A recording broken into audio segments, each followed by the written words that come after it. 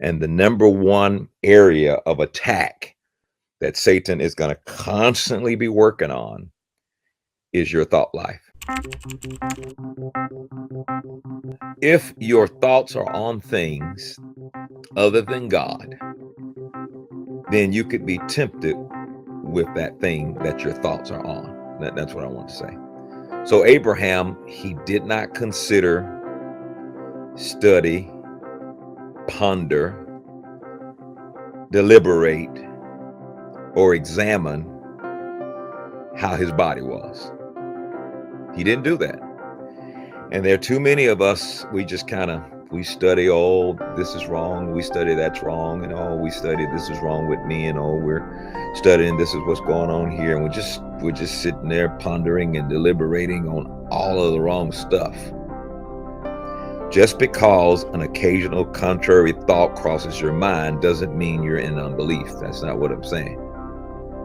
Just because an occasional contrary thought crosses your mind doesn't necessarily mean you're in unbelief. This is something Brother Hagin used to say, who's an amazing faith teacher. You can't stop the birds from flying over your head, but you can stop them from building a nest in your hair. Wow. That's pretty good, right? You can't stop the birds from flying over your head, but you can stop them from building a nest in your hair. So when something looks contrary to what you're praying for, it will foster unbelief. It'll foster worry, fear, such as, what the disciples saw when they were trying to cast out the devil, and this guy started throwing up and everything, and they thought, man, this isn't working. Unbelief comes through your thought process. Unbelief comes through your thought process. So what are you thinking about?